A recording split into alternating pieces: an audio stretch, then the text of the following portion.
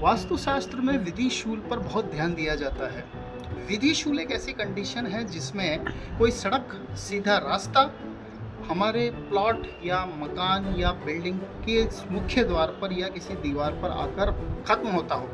विधि शूल अगर साउथ से और वेस्ट से आता है, वो सड़क, वो रास्ता अगर साउथ या वेस्ट डायरेक्शन से आता है तो बहुत ही ज़्यादा नेगेटिव इम्पैक्ट उस बिल्डिंग में डालता है, उस बिल्डिंग के रहने वाले लोगों पर डालता है।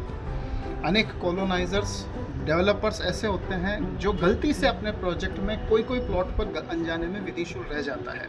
मेरे हाथ में एक ऐसा लेआउट है जिसमें मैंने नोटिस किया है कि कुछ प्लॉट्स पर बहुत ही नेगेटिव इम्पैक्ट वाले जो है विधि शूल है। मैं आपको बताता हूँ। देखिए, बहुत बड़ा प्रोजेक्ट है, बहुत सारे प्लॉट्स है। अब इसके अंदर ये जो रोड जा रही है, मेरे पेन के सारे जो रोड जा रही है, इसके सीधे ये 89 नंबर का प्लॉट है।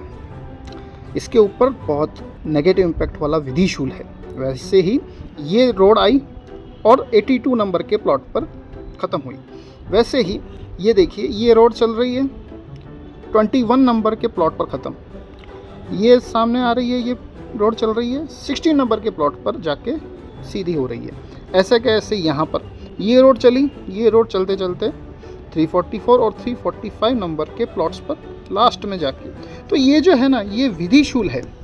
सीधा रास्ता ख़त्म होता है उस जगह पर जहाँ पर ये प्लॉट्स होते हैं। इसमें भी एक ख़ास बात ये है कि ये जो डायरेक्शन है, ये साउथ डायरेक्शन है। अब आप देखिए, साउथ डायरेक्शन, ये डेवलपर ने लिखा है, ये डायरेक्शन मार्क है, ये साउथ है। तो साउथ से आने वाला जो विधि शूल है वो बहुत ही ज़्यादा डेंजरस होता है।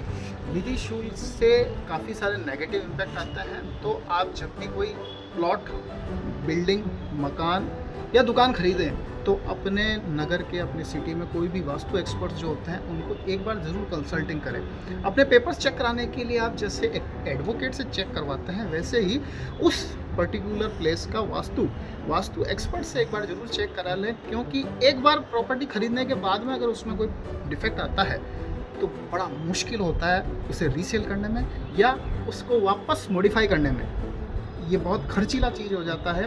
तो एक बार ज़रूर वास्तु एक्सपर्ट्स को दिखाएं। और विधि शूल जो मैंने आपको ये बताया उसके ऊपर खास ध्यान दें। यदि नॉर्थ ईस्ट और नॉर्थ ईस्ट, ईशान, उत्तर, पूर्व और ईशान दिशा से अगर विधि शूल आता है तो इसका नेगेटिव इम्पैक्ट कम होता है, लेकिन किसी कंडीशन में। लेकिन साउथ और वेस्ट डायरेक्शन से आने वाला विधि शूल बहुत ही डेंजरस होता है। ऐसे प्लॉट्स को, ऐसे प्लेसेस को हमेशा अवॉइड कीजिए। धन्यवाद।